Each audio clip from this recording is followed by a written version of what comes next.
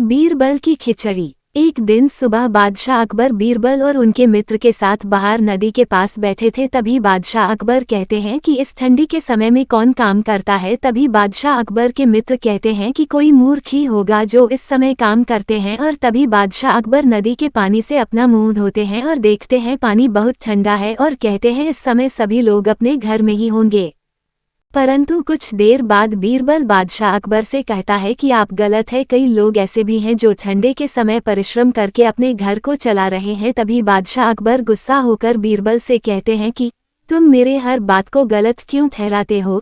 तभी बीरबल कहता है कि जो सच है वही मैं बता रहा हूँ। तब बादशाह अकबर बीरबल से कहता है कि तुम कोई ऐसा आदमी को ले आओ जो पूरी रात नदी में खड़ा होकर रह पाए 10 सोने की मुद्रा के बदले में। तब जवाब में बीरबल कहता है ये तो मैं आज ही कर पाऊंगा। कुछ समय बाद बीरबल एक आदमी को लेकर बादशाह अकबर के पास पहुंचता है और कहता है बादशाह अकबर, मैं एक ऐसे आदमी को ले आया हूं जो 10 मुद्रे के बदले में सारी रात नदी में खड़ा होकर रह पाएगा।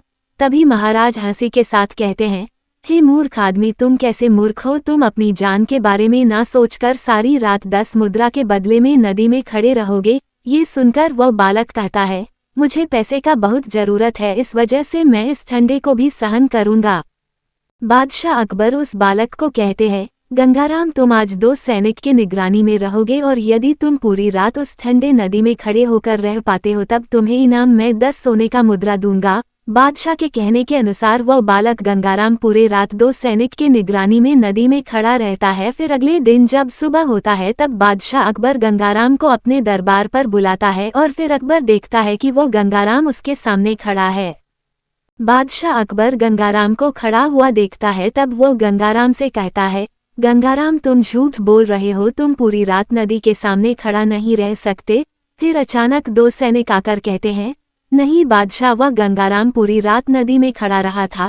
ये सुनकर बादशाह अकबर थोड़ा हंसकर गंगाराम से कहता है हे बालक गंगाराम, तुम कैसे उस नदी में पूरी रात खड़ा होकर रहे थे। तभी गंगाराम बादशाह से कहता है नदी के सामने रखा गया दिया को देखते हुए मैं पूरी रात नदी में खड़ा नहीं पाया था। जब गंगाराम पूरी रात नदी के सामने रखा गया दिया को देखकर पूरी रात खड़े होकर रहे थे। तब ये सुनकर बादशाह अकबर गंगाराम से कहते हैं तुम झूठे हो, तुम पूरी रात उस दिया के ताप से गर्मी लिए थे, इस वजह से तुम पूरी रात नदी में खड़ा होकर रह पाए थे, इस वजह से मैं तुम्हें कोई भी मुद्रा नहीं दूंगा। जब गंगाराम सुनते हैं कि बादशाह अकबर उन्हें कोई मुद्रा नहीं देंगे तब वो गंगाराम रोते हुए अपने घर चले जाते हैं।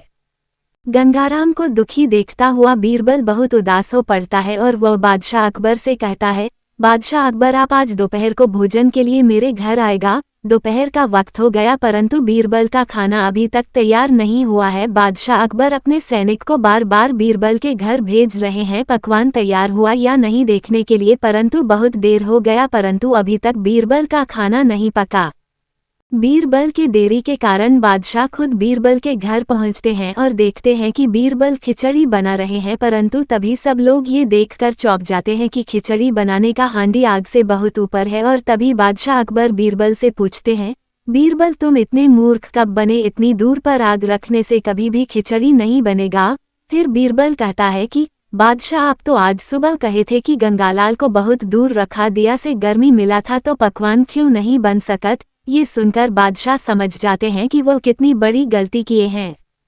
बादशाह अकबर जो समझते हैं कि वो गंगाराम का बात ना सुनकर कितना बड़ा गलती किए हैं, तब वो अपने दरबार पर गंगाराम को बुलाते हैं और उसे इनाम के तौर पर 10 सोने का मुद्रा देते हैं। उसी के साथ बादशाह अकबर बीरबल को भी कुछ मुद्रा इनाम के तौर पर देते हैं, क्योंकि बीरबल ने बादशाह अकबर को सही दिशा दिखाया था, इस वजह से उन्हें भी इनाम के तौर पर कुछ मुद्रा देते हैं।